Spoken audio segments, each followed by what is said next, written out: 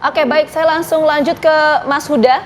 Mas Huda, tadi Mas Umam ini sempat menyampaikan ya, Mas Huda ya, bahwa keputusan untuk menduetkan Anies Baswedan dan Gus Imin ini ada pengaruh dari Presiden Joko Widodo. Itu betul nggak, Mas Huda?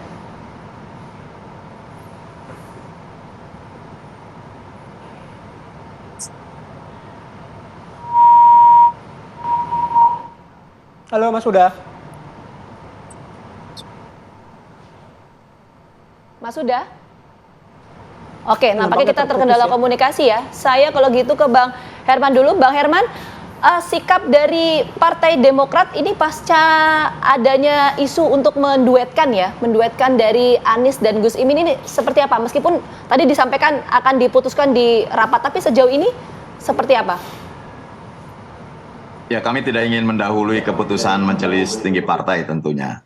Tetapi kami juga mengevaluasi bagaimana sejak awal kita menggagas koalisi ini tentu penuh dengan banyak tantangan.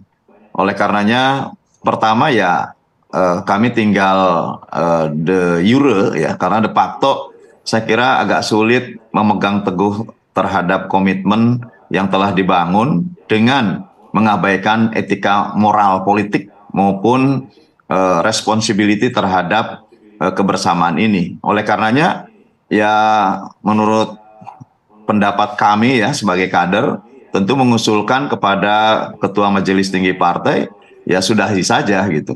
Karena bagaimana kita akan membangun trust jika kemudian tiba-tiba dengan secara sepihak tanpa melibatkan terhadap koalisi yang sudah dibangun, membangun sendiri terhadap keinginan dan hasrat politiknya, dan kemudian mengabaikan terhadap komitmen-komitmen yang sudah ada. Bahkan ya komitmennya nggak tanggung-tanggung, sudah dituangkan di dalam koalisi, piagam koalisi, dan kemudian sudah ada surat tertulis, kemudian ada notulensi pertemuan-pertemuan.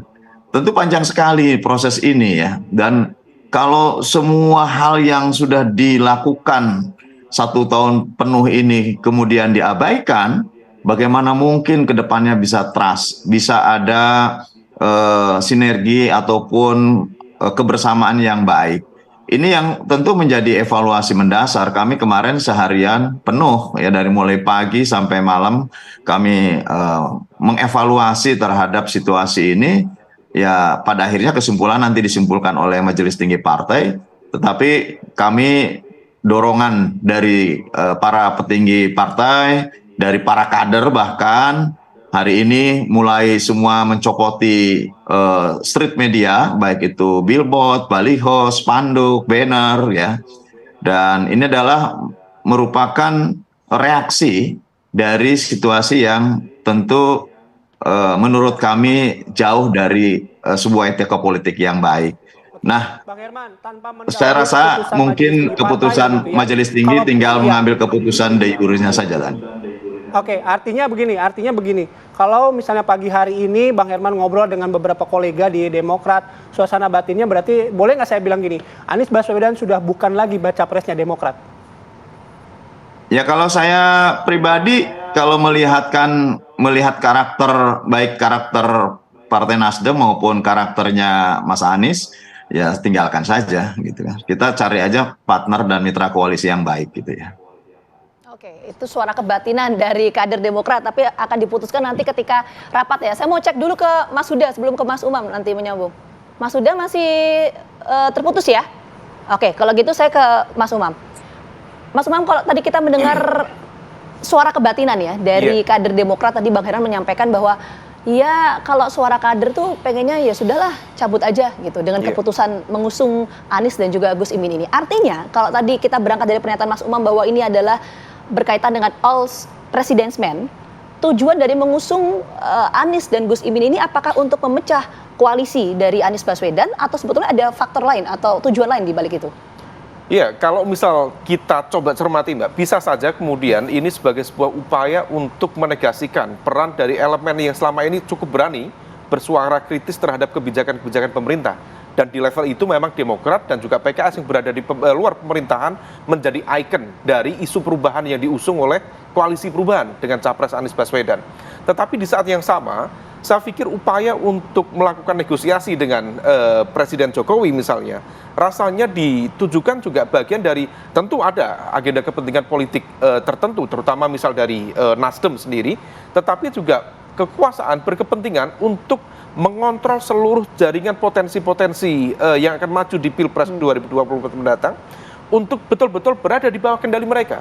Karena bagaimanapun juga ini akan menentukan bagaimana kemudian potensi dinamika ke depan. Nah, problemnya ada dinamika yang tidak bisa dikontrol di dalam koalisi KKIR yang kemudian bertransformasi menjadi Kebangkitan Indonesia Maju itu. Maaf, Koalisi Indonesia Maju. Di mana kemudian posisi Caimin yang sudah ngantri juga selama 1 tahun, kemudian seolah-olah dipenggal di tengah jalan, ada satu kekuatan yang kemudian mengambil vetonya PKB. Nah, situasi ini yang kemudian membuat rasanya Caimin dia harus berpikir ulang. Kalau dia stay di sana, besar kemungkinan dia akan ditendang. Dan penendangan itu bukan sekali 2 kali. Di 2019, dia juga mengalami situasi yang sama. Hampir deklarasi, kemudian ada satu kekuatan yang punya hobi menggebuk partner politik dengan isu hukum, kemudian tidak jadi. Situasi inilah yang kemudian sepertinya dimanfaatkan oleh SP, Pak Surya Paloh, atau Nasdem, untuk membangun satu komunikasi sendiri yang kemudian menggabung kekuatan itu. Nah, kenapa itu terjadi? Salah satunya dari sisi kalkulasi politik. Nasdem dan Nasdem terutama sepertinya cukup yakin bahwa komposisi kekuatan Anies dengan satu tokoh NU itu akan lebih menjawab kebutuhan mereka. Kenapa? Karena ini ditujukan untuk mengcover titik lemah Anies yang selama ini dicap atau di stereotip sebagai tokoh yang terdepan dalam konteks eksploitasi politik identitas di Pilgub DKI Jakarta yang lalu. Maka kemudian elemen NU dimanfaatkan, digunakan untuk menutup itu sebagai upaya untuk mengembalikan ini titik Islam, ini titik nasionalis. Tetapi rasanya menjadi agak problematik. Kenapa? Karena NU bukan entitas tunggal. Politik Nahdliyin per hari ini mengalami satu fase-fase yang kemudian tidak mudah. Dan di saat yang sama, Caimin dan juga PKB selama 1 tahun terakhir itu begitu menjual habis nama Pak Prabowo. Hampir semua simbol-simbol pesantren, para kiai sepuh, itu coba diyakinkan bahwa Prabowo adalah tokoh persatuan, ini yang lebih diterima, sehingga kemudian narasinya betul-betul pro Prabowo. Dan di saat yang sama, ketika kemudian menjual Pak Prabowo, ada satu narasi yang bergaung di luar, bahwa kelompok yang konservatif, yang kanan, per hari itu ada di kubu Anies Baswedan. Kalau misal kemudian sekarang diubah lagi, ini seperti sulapan. Saya tidak yakin dan tidak tahu persis apakah kemudian para kiai, para santri punya basis kritisisme yang cukup memadai untuk menjawab itu semua. Mas Umam, tadi belum terjawab, singkat saja mungkin sebelum ke Mas Huda. Tapi bagaimana untuk peluang bahwa mengusung Anies dan Caimin ini atau Gus Imin ini adalah upaya untuk memecah koalisi? Peluang itu seberapa besar? Kalau memecah koalisi, kita merujuk pada apa yang disampaikan oleh Pak Herman Khairot. Singkat saja ya Mas Umam ya. Maka betul bahwa itu akan menjadi sebuah fakta, mungkin dalam waktu yang dalam waktu dekat, Demokrat rasanya saya memprediksi Demokrat akan keluar.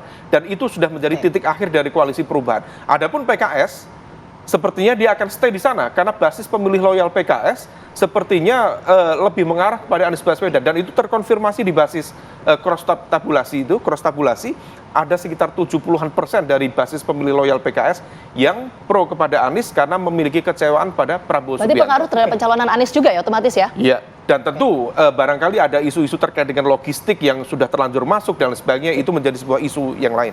Oke, ke Mas Huda, Mas Huda. Halo Mas Huda.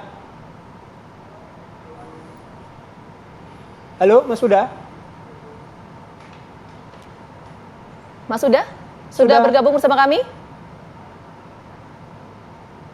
Oke, nampaknya kita terputus ya. Oke, saya langsung ke Bang Herman lagi. Bang Herman, kalau misalnya tadi hitung-hitungan Bang Herman dan suasana batin teman-teman di Demokrat, ya udah sudahi saja gitu. Meskipun nanti akan dibahas lagi di Majelis Tinggi. Apakah ini artinya wacana yang kemarin kita sempat dengar gitu, gosip-gosip soal Sandiaga Uno dan AHY itu juga mungkin akan mulai dibahas lagi, Mas Bang Herman? Ya, pembahasan di tingkat kami sudah selesai lah ya. Tinggal pembahasan di tingkat Majelis Tinggi Partai. yang nanti akan mengambil keputusan. Dan memang pertanggal kemarin juga sudah ditarik, tim 8 sudah tidak masuk lagi dalam pembicaraan dan tinggal mengambil keputusan. Dan saya tidak ingin menyampaikan apa yang harus nanti atau apa hasil nanti di Majelis Tinggi Partai, karena kita tunggu saja nanti hasil rapatnya seperti apa gitu ya. Yang pasti bahwa kalau melihat dari situasinya memang ini menjadi case tersendiri gitu ya, bahwa sebagai organ negara, partai politik ya semestinya menunjukkan etika politik yang baik. Sebagai individu calon presiden juga menunjukkan etika yang baik. Semestinya kalau ada pembicaraan dan lain sebagainya kan bisa saja datang dan menyampaikan secara baik-baik gitu. Ini kan tidak, bahkan hanya mengutus seseorang dan telepon ataupun ya yang sekarang mungkin lebih murah biayanya dengan WhatsApp itu pun tidak dilakukan gitu. Nah, terus maksudnya apa? Apakah ini bentuk